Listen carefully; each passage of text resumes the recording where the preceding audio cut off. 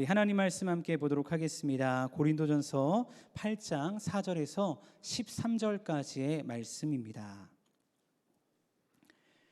고린도전서 8장 4절에서 13절까지의 말씀, 우리 한 절씩 교독하고 마지막 절 합독하도록 하겠습니다. 4절 제가 먼저 봉독합니다.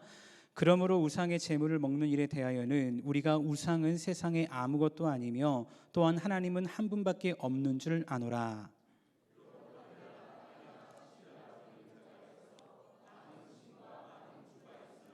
그러나 우리에게는 한 하나님 곧 아버지가 계시니 만물이 그에게서 났고 우리도 그를 위하여 있고 또한 한 주 예수 그리스도께서 계시니 만물이 그로 말미암고 우리도 그로 말미암아 있느니라.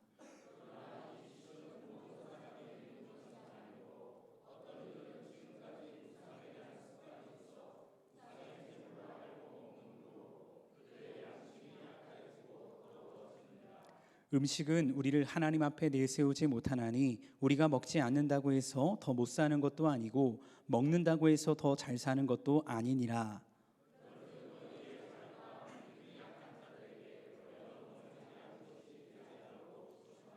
지식 있는 내가 우상의 집에 앉아 먹는 것을 누구든지 보면 그 믿음이 약한 자들의 양심이 담력을 얻어 우상의 제물을 먹게 되지 않겠느냐.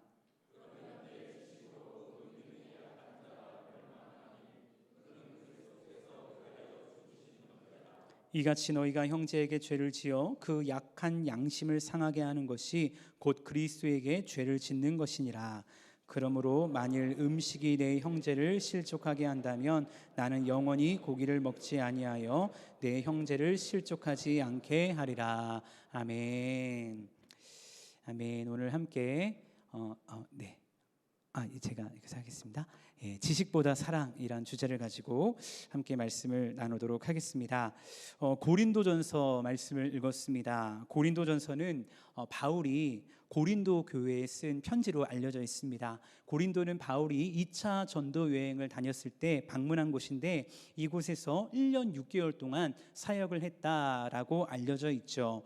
바울이 사역할 당시에 고린도는 로마의 영향 아래 있었습니다. 그래서 고린도 지역 자체가 위치적으로도 매우 중요한 것이었기 때문에 고린도는 항구 및 상업 도시로 발달하게 되었다라고 이야기를 하는데, 그래서 고린도에는 두 가지의 특징이 있었다고 합니다. 첫 번째는 항구 및 상업 도시로서 물질적인 풍요로움이 정말 가득했던 도시였다고 합니다. 그리고 두 번째로는 물질적인 풍요로움이 가득하니까 무엇이 또 가득하냐면 우상 숭배가, 우상 신전이 가득했던 곳이 바로 고린도였다라고 이야기를 합니다. 수많은 우상 신들이 있었는데 그 중에 가장 강력하게 고린도를 장악했던 신 중에 하나가 무엇이냐면요, 사랑의 여신이라 불리는 아프로디테 신전이 고린도에 있었는데 아마 비너스라고 말하면은 더 알아듣기 쉬우실 겁니다. 그 비너스라는 아프로디테 신전이 고린도가 내려다 보이는 해발 575m에 세워져 있는 것입니다. 근데 그곳에서 함께 있는 여사제만, 음행하는 여사제만 몇 명이나 있었냐 하니까 기록에 의하면 약 1000여 명의 여사제가 그곳에서 우상을 숭배하며 고린도에 있는 수많은 사람들을 우상의 길로 인도했다라는 것을 알 수 있습니다. 결국 바울은 이렇게 힘들고 어려운 지역에서 1년 6개월을 지내면서 복음을 전했고 교회를 세워나갔습니다. 성경에 자세하게 기록되어 있지 않지만 여러분 한번 생각해 보십시오. 얼마나 어려웠을까, 얼마나 힘들었을까 우리는 한번 생각해 볼 수 있다는 것입니다. 전도하는 것도 너무나 어려웠을 거고요. 전도돼서 교회를 다니지만 그 사람을 정말 믿음의 사람으로, 그 세상과 분리된 그리스도인으로 세우는 것도 너무나도 어려운 삶이었다는 것입니다. 그저 모든 것이 하나님의 은혜였을 것입니다. 그런데 그렇게 시간이 지나고 바울이 2차 전도여행을 마치고 또 3차 전도여행을 떠나면서 에베소라는 지역에 이르렀을 때 고린도에 대한 소문이 들리는 겁니다. 여러분 그런 것들이 있지 않습니까? 저도 사역을 하다 보면요, 이제 여기저기 이렇게 사역을 하잖아요. 그러면 과거에 있었던 교회 사람들에게 종종 연락이 올 때가 있습니다. 뭐 보고 싶다고도 하고 어떻게 지내냐, 안부도 묻고 합니다. 그럴 때 제 마음 가운데 그 교회에 대한 좋은 소식을 듣길 원할까요? 안 좋은 소식을 듣길 원할까요? 당연히 좋은 소식, 믿음 안에서 잘 성장하고 있다, 그런 이야기를 듣고 싶습니다. 내가 지금 그 교회에 있지 않을지라도 함께 하나님 나라를 세워나가는 복음의 동역자가 되었구나라는 마음을 갖고 싶은 거죠. 바울도 마찬가지였을 겁니다. 1년 6개월 동안 애쓰고 수고했던 고린도 교회가 정말 잘 성장하고 있습니다, 은혜 가운데 세워나가고 있습니다 라는 이야기를 듣고 싶었을 겁니다. 그런데 아쉽게도 바울에게 들려진 고린도에 대한 소식은 그러한 소식이 아니었습니다. 그렇게 힘들게 세워진 고린도 교회 안에 많은 문제들이 있었다라는 것을 듣게 되어지는데, 파벌 싸움도 있고요, 음행, 소송, 결혼, 우상 숭배 및 우상 제물, 성만찬, 은사, 부활, 이런 문제들 때문에 교회 안에 얼마나 많은 갈등들이 일어나고 있는지 그 이야기를 바울이 듣게 되었다는 것입니다. 고린도 교회를 보면서 그래서 이런 생각을 할 수 있죠. 어떤 생각을 할까요? 이게 정말 교회인가? 하나님이 세워주신 교회가 맞는가? 라는 생각을 하게 되어진다는 것입니다. 근데 여러분, 성경은요, 왜 이 고린도 교회의 이런 연약함을 기록해 놓았을까? 한번 우리가 생각해 봐야 된다는 것입니다. 무엇이냐면요, 고린도 교회를 비판하고자 하는 것이 아닙니다. 그 문제를 어떻게 해결해야 할지를 말씀하면서 회복의 길을 제시하고 있는 것입니다. 누구를 위해 이렇게 제시하고 있을까요? 오늘을 살아가는 우리를 위해서 제시하고 있다는 것이죠. 왜냐하면 여러분, 성경을 볼 때 우리가 때로는 연약한 믿음의 사람들을 볼 때 왜 저렇게 행동하는 거야? 왜 이렇게 믿음이 없는 거야? 그렇게 놀라운 하나님의 기적을 체험했는데 왜 그러는 거야? 라는 마음의 정죄감이 우리 안에 들을 때가 있습니다. 근데 여러분, 빛 대신 예수 그리스도 앞에서 우리 자신이 비춰질 때 어떠할까요? 우리의 고백은요, 저의 고백은요, 이러한 고백이더라고요. 하나님, 이 모습이 바로 오늘 저의 모습이었습니다. 이 모습이 오늘날 우리의 교회의 모습이었습니다. 이 회복을 향해서 하나님, 제가 나아가겠습니다. 이 고백이 우리의 고백이 될 때가 있고, 이 고백이 우리의 고백 될 수 있기를 간절히 주님의 이름으로 축복합니다. 그런 마음을 가지고 오늘 고린도전서 8장을 가지고 이 수많은 문제들을 다 나눌 수 없지만, 이 8장에서 이야기하고 있는 우상에게 바쳐진 제물에 대한 이야기를 통해서 함께 은혜를 좀 나누고자 합니다. 우상에게 바친 제물, 이것을 먹느냐 마느냐, 이것이 고린도 교회에서 하나의 문제로 대두가 됐고요, 이 문제 때문에 교회 안에 갈등이 일어나게 되었다는 것입니다. 우리의 생각으로는요, 그냥 편안하게 안 먹으면 되지 라고 생각할 수 있죠. 요즘 어린애들한테 제가 그러진 않지만 할아버지 할머니들이 할아버지 때는, 할머니 때는 밥이 없어서 잘 못 먹었어, 힘들었어, 어려웠어, 그러면 아이들이 뭐라고 하나요? 라면 끓여 먹으면 되지, 이런 얘기를 한다고 하더라고요. 모르는 거죠. 우리도 지금 고린도의 상황을 모르지 않습니까? 그러니까 우리 생각에는 그냥 안 먹으면 되지 왜 싸우는 거야? 라고 생각할 수 있다는 것입니다. 근데 고린도인들에게는요, 이 문제가 그냥 그렇게 쉽게 넘길 수 있는 문제가 아니라는 것입니다. 왜냐하면 앞서 말씀드렸듯이 고린도에는 무엇이 많이 존재한다고 말씀드렸죠? 우상신전들이 많이 존재합니다. 우상신전이 많이 존재한다는 것은 무엇을 의미할까요? 우상을 섬기기 위한 제사의식이 많았다는 거예요. 제사의식이 많았다는 것도 무엇을 의미할까요? 제사의식을 위한 제물들이 많이 필요했다는 것입니다. 그러니까 어떠한 일이 일어나냐면요, 자연스럽게 우상에게 바치기 위한 제물이 시장경제로 다시 돌아오는 거예요. 그러니까 이 제물들이 시장으로 나와서 고린도인들에게 재판매되고 있는 그런 유통 과정들이 고린도 안에서 이루어지고 있었다는 것입니다. 그리고 결국 이런 상황 속에서 고린도 교회 안에 우상에게 바쳐졌던 제물 다시 시장으로 나왔는데, 그거를 먹느냐 마느냐, 이 문제 가지고 갈등이 일어나게 되는 것이죠. 근데 이때 우상 음식에 대한 두 가지의 의견이 있었습니다, 교회 내에. 바로 이것이었는데, 첫 번째는 강경파의 주장입니다. 이런 주장이었습니다. 우상으로 오염된 음식을 절대로 먹으면 안 된다라고 이야기하는 겁니다. 그리고 온건파 사람들이 있었는데요, 이 사람들이 이렇게 말합니다. 우상은 허상에 불과하기 때문에 먹어도 상관없다라고 이야기하는 겁니다. 여러분은 이 둘 중에 어떤 것이 더 마음에 와닿으신가요? 오전에 말씀드리니까 대부분 다 두 번째요라고 말씀을 하시더라고요. 저도 사실은 두 번째가 더 맞다라고 생각을 합니다. 그리고 오늘 말씀에서도 보니까 바울도 이 두 번째 사람들의 손을 들어주는 것 같이 말씀하고 있습니다. 4절 말씀입니다. 우상의 재물을 먹는 일에 대하여는 우리가 우상은 세상에 아무것도 아니며 또한 하나님은 한 분밖에 없는 줄 아노라 라고 바울이요 고린도 교회를 향해 말하고 있는 것입니다.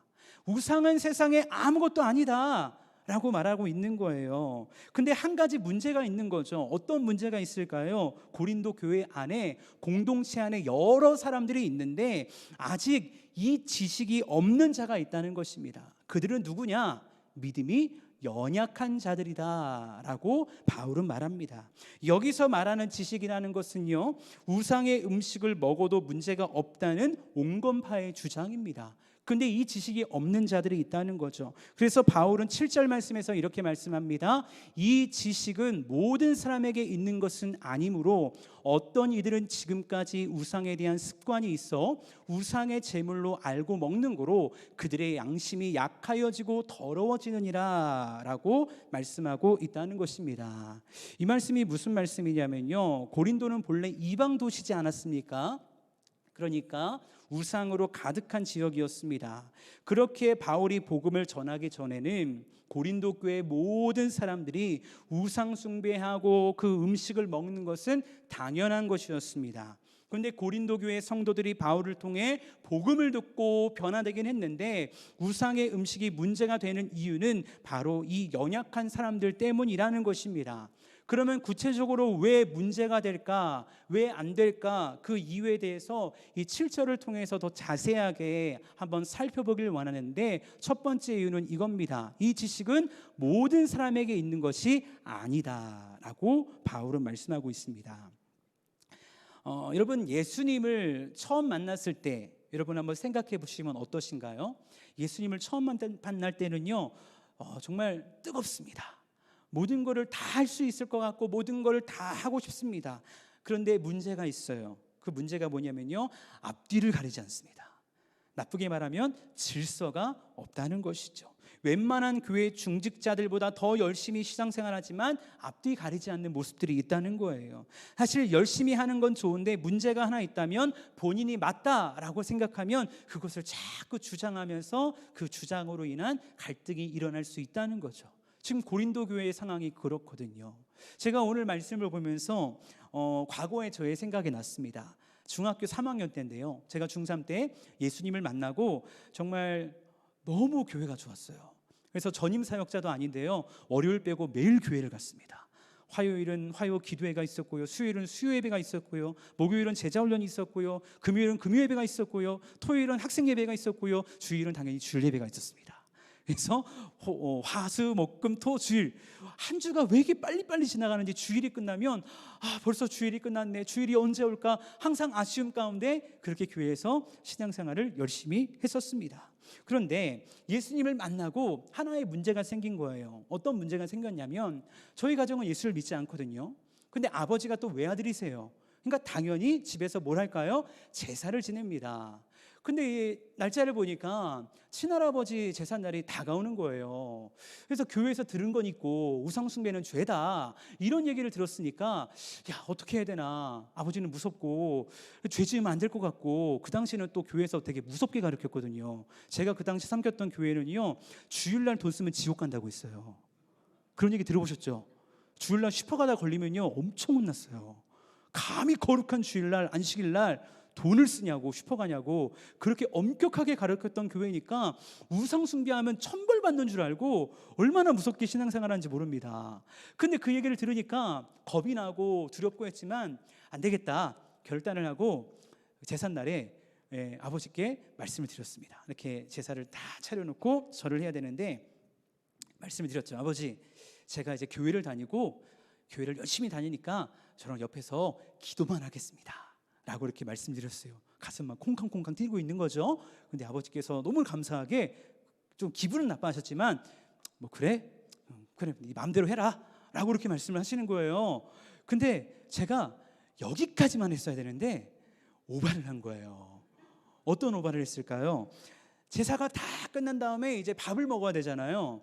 근데 어서 주워드는 건 있어가지고 밥을 먹어야 되는데, 아버지 이 음식은 우상에게 드린 제물이기 때문에 제가 먹지 않겠습니다 라고 했다가 아버지가 상은 뒤엎지 않았지만 교회는 애미애비도 모르냐 그러면서 제삿날 제사 칠 뻔했습니다. 얼마나 혼이 났는지요. 그 얘기했다가 아주 그냥 죽을 뻔했거든요.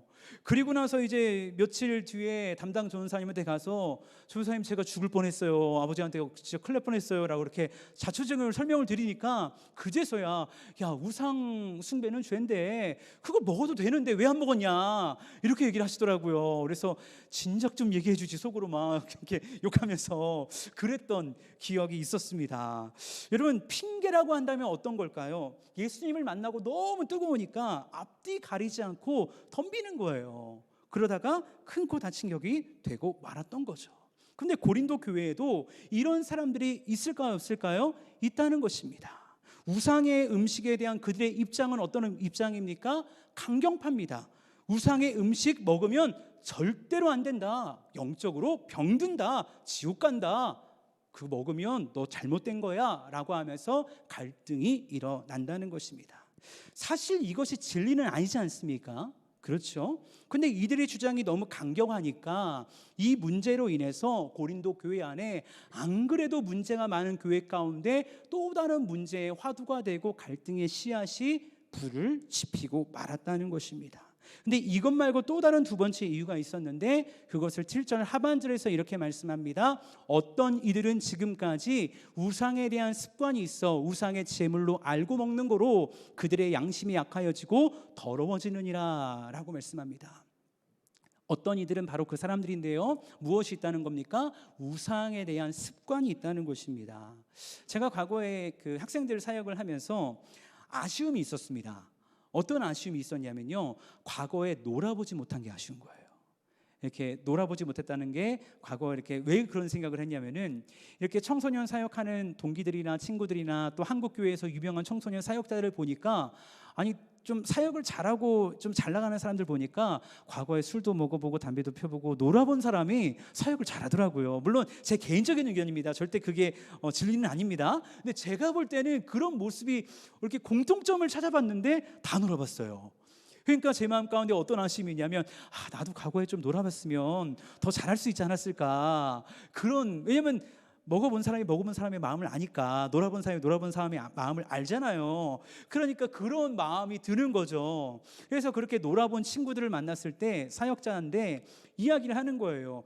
야, 나도 너처럼 좀 과거에 놀아볼 걸 좀 아쉽다, 이렇게 이야기하면 그 친구들이 100이면 100 저에게 무슨 이야기를 하냐면, 야, 좋을 거 하나도 없어. 그러면서 이런 이야기를 해요. 오히려 그런 과거가 생각나서 내 발목을 잡을 때가 있다는 것입니다. 예를 들어 여러분, 치킨집에 가면요, 저는요 콜라가 생각나거든요. 그 친구들은 소맥이 생각났다고 하더라고요, 맥주가. 그래서 입맛 따시면서 먹고 싶다, 이런 생각이 든다라고 저한테 이야기를 해주는 겁니다. 그 친구들은 과거 하나님 없이 누렸던 기쁨들이 생각이 난다는 거예요.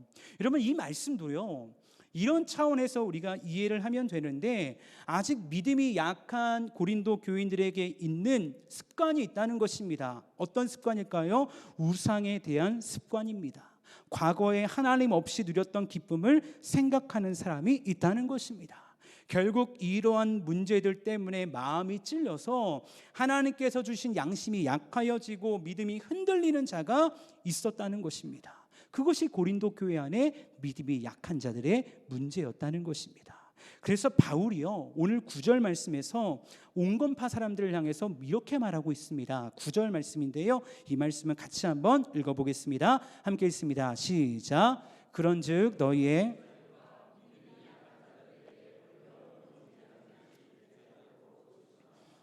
그런즉 너희의 자유라는 것이죠. 잘못된 것이 아니라는 겁니다. 근데 그 자유가 누구에게요? 믿음이 약한 자들에게 걸려 넘어지게 하는 것이 되지 않도록 너희가 조심해야 된다.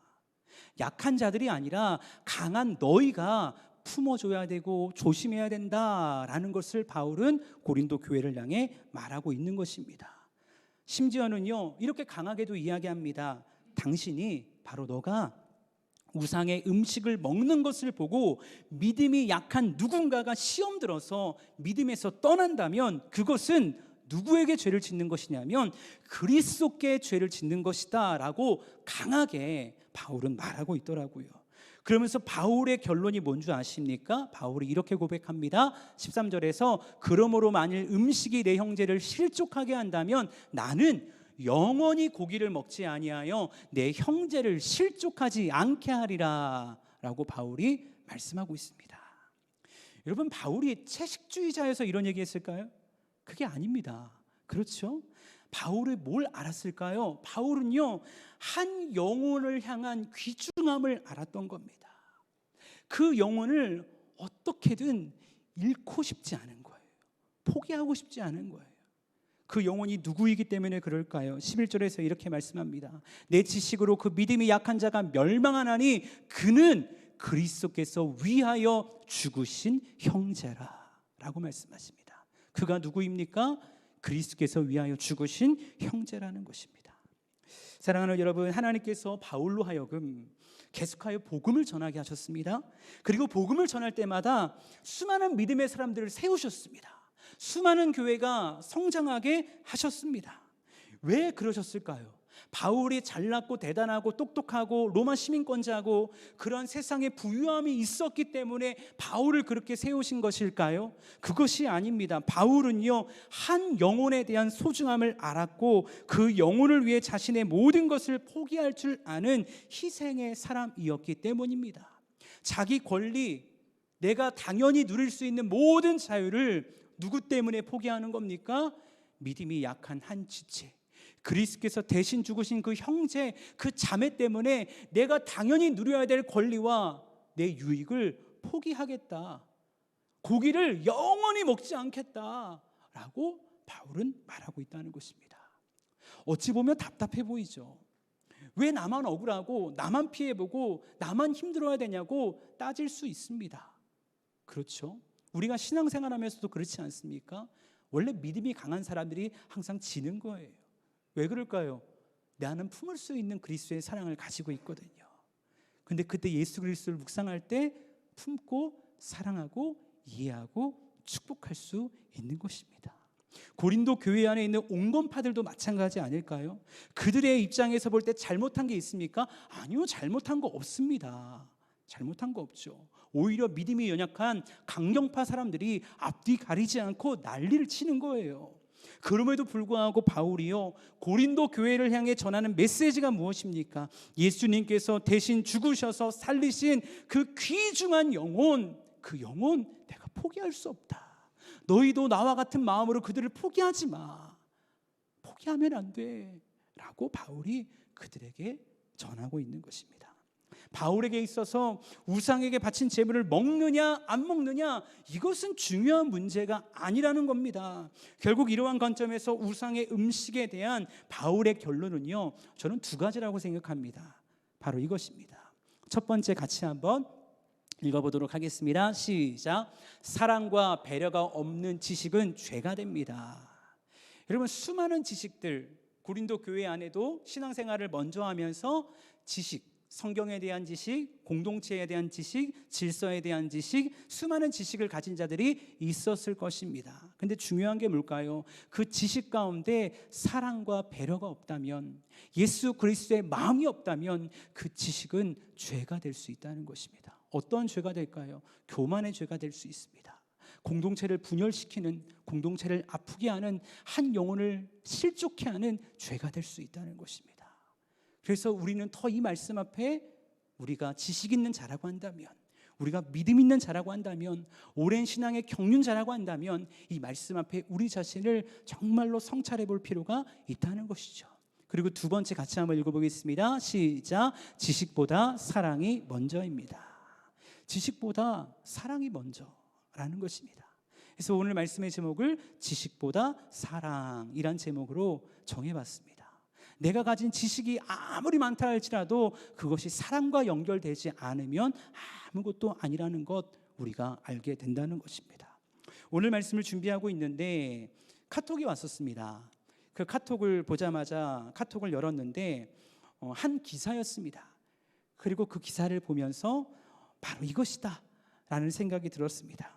왜냐하면 카톡으로 보내진 내용을 보니까 오늘날 교회들이 생각해야 될 문제를 정확히 이야기하는 것 같았기 때문입니다. 그 기사의 제목은 이러했습니다. 국민일보에서 나온 기사였는데요. 한국교회 세상 속으로 기독교 배타적이다. 호감도가 25%에 그쳤다라는 기사였습니다. 다른 어떠한 기독교를 공격하기 위한 신문사에서 나온 기사가 아니라 국민일보 아시지 않습니까? 기독교계에 있는 그 국민일보에서 나온 기사였습니다. 근데 이런 호감도에 대해서 이렇게 조사가 나왔더라고요. 한국 교회에 대해서 종교별 호감도 했는데 천주교는 65.4%, 불교는 66.3%인데 기독교는 그 반도 안 되더라고요. 25.3%. 물론 이것이 교회의 전부라고 말할 수는 없죠. 그런데 세상이 바라보고 있는 한국 교회의 모습, 우리 교회의 모습이 무엇인가를 한번 생각해 볼 필요는 있다는 것이죠. 근데 이 기사를 보면서 왜 이런 내용이 이러한 결과가 나왔는지 기사 내용 중에 이런 내용이 있더라고요. 제가 한번 이 내용을 읽어드리겠습니다. 자신을 가난한 성도라고 소개한 신유진 씨는 기독교인에게 보여주기식 신앙생활이 적지 않아 보인다며 헌금 규모에 따라 교회 내 직분이 정해지는 걸 보았다. 순수함을 상실한 교회 분위기에 소외감과 환멸을 느꼈다. 지도자의 위선도 신앙생활을 어렵게 한다고 했다. 정희솔 씨는 교회의 포용력 부족을 꼬집었다. 그는 교회는 다른 것과 틀린 것을 제대로 구분하지 못하고 자신들과 다른 사고방식을 적대적으로 대하는 경향이 있다면서 교회가 사회와 소통한다 하지만 실제로 남을 이해하지 않는 이기적 집단이란 인상을 준다고 토로했다라는 기사 내용이 쓰여 있었습니다. 여기 계신 분들 중에서 과거 한국교회의 전성기를 누렸던 분들이 계실 겁니다. 그때는요, 지금처럼 좋은 예배당도 없었습니다. 에어컨 시설도 없었습니다. 대단한 찬양팀도 없었고요, 악기도 없었고요, 좋은 마이크 시스템도 없었습니다. 그런데 교회는 부흥했고 교회는 세상에게 칭송을 받았었습니다. 근데 오늘날 교회의 모습, 세상이 말하는 교회는 어떠합니까? 이 기사를 보면서 참 마음이 아팠습니다. 너무나도 속상했습니다. 그러면서 그 뒤에 또 종교별 이미지 지도라는 것을 또 이렇게 기사에 나왔는데 이렇게 있더라고요. 천주교, 불교, 기독교. 근데 이렇게 쓰여 있습니다. 불교, 포용적인, 상생하는, 친근한, 배려하는, 경건한. 천주교, 도덕적인, 진정성 있는, 헌신적인, 희생적인, 공감하는. 근데 기독교는 좋은 게 하나도 없어요. 배타적인, 세속적인, 물질적인, 위선적인, 이기적인 이러한 모습들이 나오게 되었다는 것이죠. 여러분, 왜 이런 일이 일어났을까? 오늘날 우리가 회복해야 될 것이 무엇일까? 저는 오늘 말씀을 준비하면서 이것이지 않을까라고 생각을 합니다. 바울의 이 간절한 마음이 우리에게 필요한 것이 아닐까? 어떤 마음일까요? 바로 이 마음입니다. 같이 한번 이 말씀 함께 읽어봤으면 좋겠습니다. 함께 읽습니다. 시작. 이같이 너희가 형제에게 죄를 지어 그 약한 양심을 상하게 하는 것이 음식이 내 형제를 실족하게 한다면 나는 영원히 고기를 먹지 아니하여 내 형제를 실족하지 않게 하리라. 내 형제를 실족하지 않게 하리라.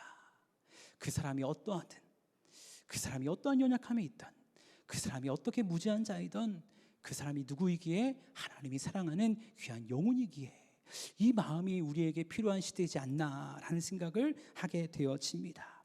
기독교를 사랑의 종교다라고 이야기합니다. 근데 교회 내에 수많은 선택의 문제를 만나면 어떠한 모습이 사실은 많이 있었나요? 본인이 맞다고 하면 절대 물러서지 않으며 갈등하며 어려움을 겪는 것을 보게 되어집니다. 그래서 좀 전에 읽어드렸던 기사 내용 중에 교회 다니다가 나온 가난한 성도 자매가 이런 말을 하지 않습니까? 교회는 다른 것과 틀린 것을 구분하지 못한다. 저는 이 말을 들으면서 되게 좀 마음이 그렇더라고요. 물론 여러분, 진리에 대해서는 배타적이어야 됩니다. 진리는 우리가 꼭 사수해야 됩니다. 길이요 진리요 생명 되신 예수 그리스도를 통해만 구원받을 수 있다는 거 분명히 진리입니다. 근데 오늘날 교회의 모습들을 보면 어떠합니까? 진리 때문에 싸우고 갈등하기보다는요, 진리가 아닌 것들 가운데도 싸우고 갈등하는 모습을 보게 되어진다는 것입니다. 그래서 바울은 이 고린도 교회를 향해서도요 이렇게 말합니다. 고린도전서 8장 1절에서 이렇게 말합니다. 우상의 재물에 대하여는 우리가 다 지식이 있는 줄을 아나 지식은 교만하게 하며 사랑은 덕을 세우나니. 끝까지 지식만을 외친다면 그 지식은 교만하게 한다는 것입니다. 지식이 틀렸다는 것이 아닙니다. 근데 사랑과 배려가 없는 지식은 교만하게 한다는 것입니다. 오히려 사랑은 무엇을 세웁니까? 덕을 세우나니 라고 말씀하고 있다는 것입니다. 사랑하는 여러분, 바울이 고린도 교회를 향해 너가 가진 지식이 잘못되었다라고 말하는 것이 아닙니다. 우리가 오해해서는 안 됩니다. 너가 가진 그 지식, 즉 하나님에 대한 알매, 사랑이 없다면, 그 사랑으로 공동체의 덕을 세우지 않는다면 그 지식은 있으나 마나라고 바울은 말하고 있는 겁니다. 여러분, 우리 공동체도 마찬가지입니다. 우리가 하나님을 위해 하는 모든 신앙의 행위들이 있지 않습니까? 예배합니다, 기도합니다, 말씀을 봅니다, 제자 훈련합니다, 앞으로 나아갈 모든 방향을 준비하며 나아갑니다. 이 모든 것들이 귀중하지만 결론적으로 이 모든 것들이 사랑과 연결되지 않는다면 아무것도 아니라고 오늘 말씀은 우리에게 말씀한다는 것입니다. 오히려 사랑이 없는 그 지식과 알미 개인에게는 교만이라는 죄를 가져다 주고 공동체에는 분열이라는 죄를 가져다 준다는 것입니다. 그래서 너무나 유명한 고린도 전서 13장 사랑장에서 바울이 무엇을 말합니까? 내가 사람의 방언과 천사의 말을 할지라도 사랑이 없으면 소리나는 구리와 울리는 꽹과리가 되고, 내가 예언하는 능력이 있어 모든 비밀과 모든 지식을 알고 또 산을 옮길 만한 모든 믿음이 있을지라도 사랑이 없으면 내가 아무것도 아니요 라고 바울이 말씀하고 있다는 것입니다. 사랑하는 여러분, 우리 안에 예수 그리스도의 사랑이 있습니까? 오늘 말씀을 준비하면서도요, 저 스스로도 내 안에 사랑이 있는가? 그 사랑으로 나는 정말 내게 속한 우리 교구 식구들을 정말 아무 조건 없이 예수님처럼 사랑하며 축복하며 그렇게 세워나가고 있는가? 한번 질문하게 되었습니다. 그러면서 기도합니다. 하나님, 아직 부족합니다. 더 사랑하게 해주십시오. 아니, 이렇게 기도가 나오더라고요. 더 예수님의 사랑을 내가 더 많이 경험하게 해주십시오. 그래서 그 사랑을 흘려보내는 통로가 되게 해주십시오. 예수 그리스도의 마음을 가진 자가 사랑할 수 있습니다. 그 사랑으로 공동체의 덕을 세울 수 있는 것입니다.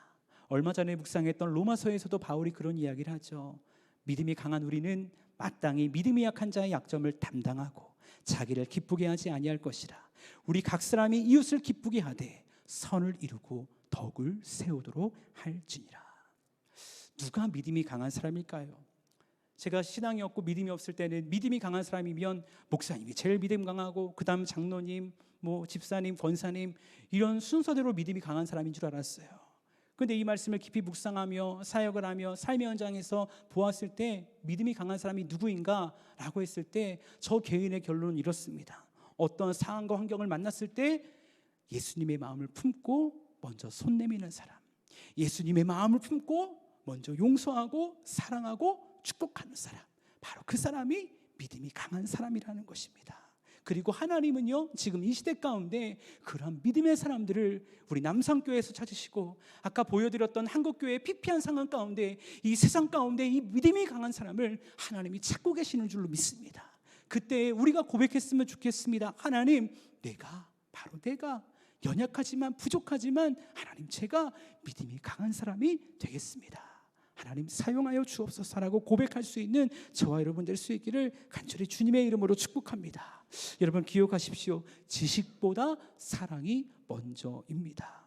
지식이 사람을 변화시키는 것이 아니고 공동체를 세우는 것이 아니고 예수 그리스도의 사랑이 사람을 변화시키고 공동체를 하나님이 기뻐하시는 천국으로 세워나가는 줄로 믿습니다. 그 복음의 통로가 되는 저와 여러분 될 수 있는 우리 모두가 되어서 여러분을 통해서 여러분의 가정이, 여러분의 교구가, 여러분이 헌신하는 그 모든 삶의 자리가 하나님의 나라, 하나님의 영광이 임하는 놀라운 축복의 자리가 될 수 있기를 다시 한번 주님의 이름으로 축복합니다. 이 시간 함께 찬양하면 좋겠습니다. 우리 말씀을 생각하면서 예수 닮기를 이란 찬양인데요. 정말 주님, 내가 예수님 닮기 원합니다. 예수님만 보기 원합니다. 예수님이 나의 전부 되길 원합니다. 그런 마음으로 함께 찬양하겠습니다.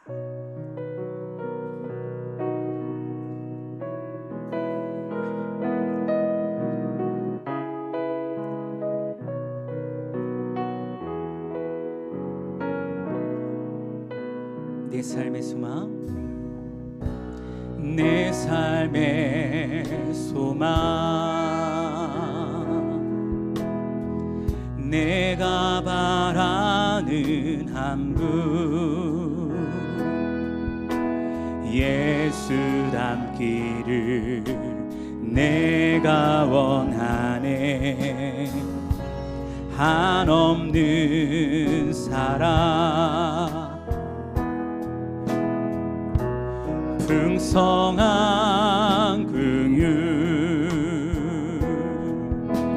예수 닮기를 내가 원하네. 예수 닮기를, 예수 보기를, 예수만 높이길 내가 원하네. 내 평생 소원, 예수 닮기를, 예수만 닮기를 내가 원하네.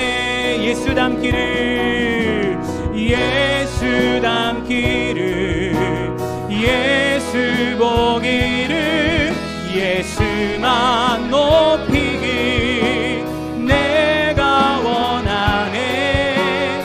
내 평생 소원, 예수 닮기를, 예수만 닮기를 내가 원하네.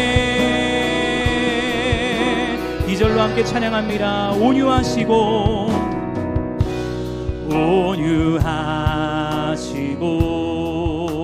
겸손하신 성품, 겸손하신 성품, 예수 닮기를 내가 원하네. 자비하시고 우리의 위로자 되십니다. 위로자 되시는 예수 닮기를, 예수 닮기를 내가 원하네. 예수 닮기를, 예수 보기를, 예수만 높이길 내가 원하네.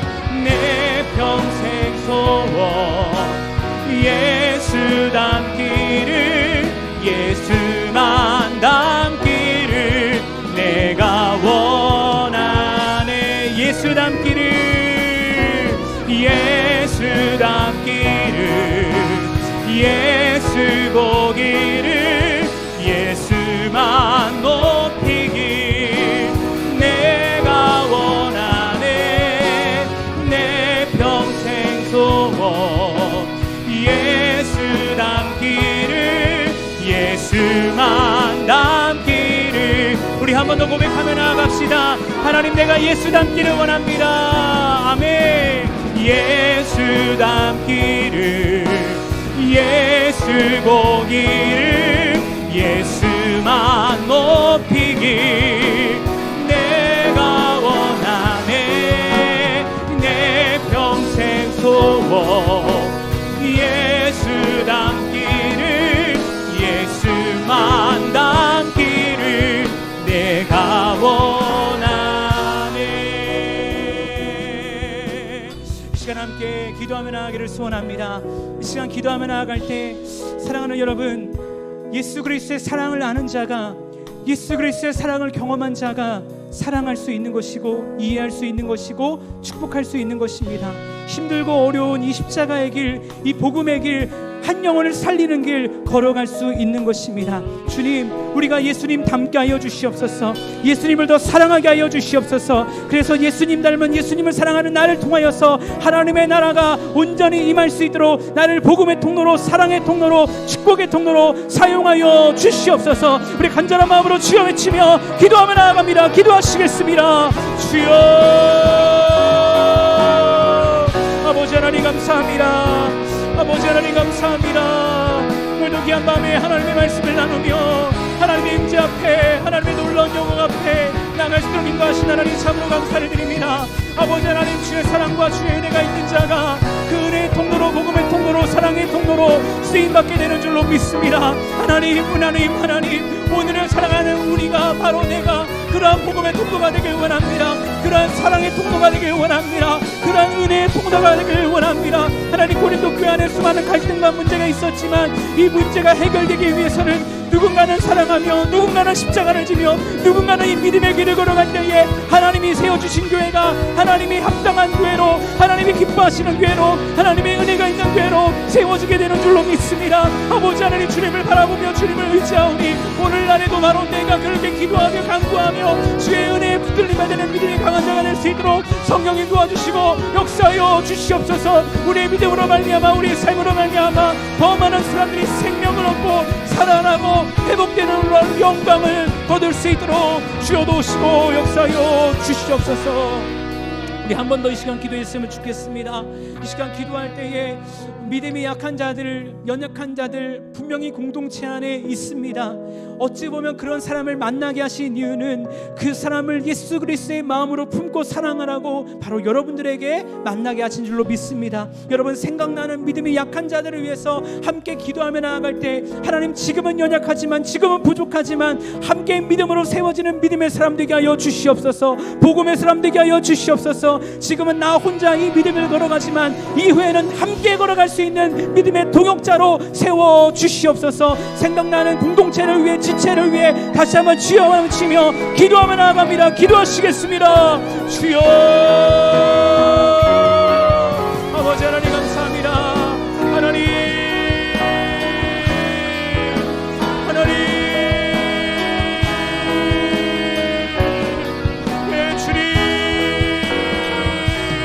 아버지 하나님, 놀라운 사랑과 은혜 가운데 붙들림받으셔서 정말 믿음의 연약한 자들 우리가 품어주길 원합니다. 이끌어주길 원합니다. 손내밀길 원합니다. 그래서 그 영혼이 다시 한번 일어나서 하나님 나라를 위하여, 하나님의 영광을 위하여 일어날 수 있는 복음의 통로가 되기를 간절히 소원하며 갈망합니다.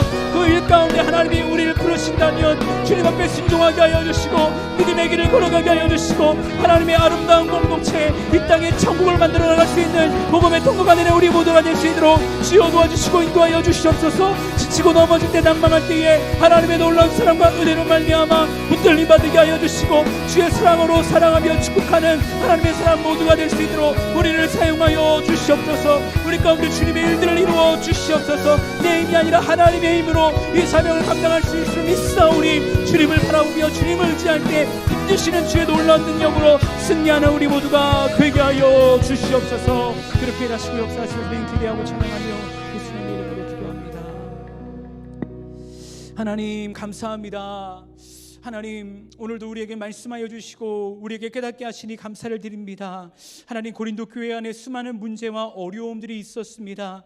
그런데 하나님, 그 문제가 해결되기 위해서는 하나님, 고린도 교회 안에 분명히 일하고 계시는데, 분명히 역사하고 계시는데 누군가는 마음의 문을 열고 주의 마음으로 사랑해야 합니다. 누군가는 먼저 손을 내밀어야 합니다. 누군가가 먼저 축복해야 합니다. 바로 그러할 때 막혔던 모든 담이 무너지고 사랑이 회복됩니다. 하나님의 은혜가 회복됩니다. 하나님의 공동체가 회복됩니다. 주 하나님, 이 놀라운 역사를 고린도 교회 가운데 허락하신 하나님, 그 하나님 지금도 살아계시고 지금도 우리 가운데 역사하시는 하나님인 줄로 믿습니다. 어찌 보면 하나님께서 우리를 그렇게 믿음이 강한 자로 우리를 세우신 줄 믿사오니 우리로 하여금 하나님의 나라가 온전히 임할 수 있도록 통로로 우리를 복음의 통로로 세워 주시옵소서. 이 십자가의 길, 복음의 길 걸어갈 때에 정말 우리의 힘으로 걸어갈 수 없사오매 주의 사랑을 더 깊이, 더 많이, 더 풍성히 경험하는 우리가 되게 하여 주셔서 그 사랑으로 말미암아 그 사랑을 온전히 흘려 보낼 수 있는 하나님 사랑의 사도로 쓰임 받을 수 있도록 우리를 사용하여 주시옵소서. 우리 가운데 그렇게 일하시고 행하실 주님을 기대하고 찬양합니다. 감사합니다. 주님, 예수님의 이름으로 기도드렸사옵나이다. 아멘.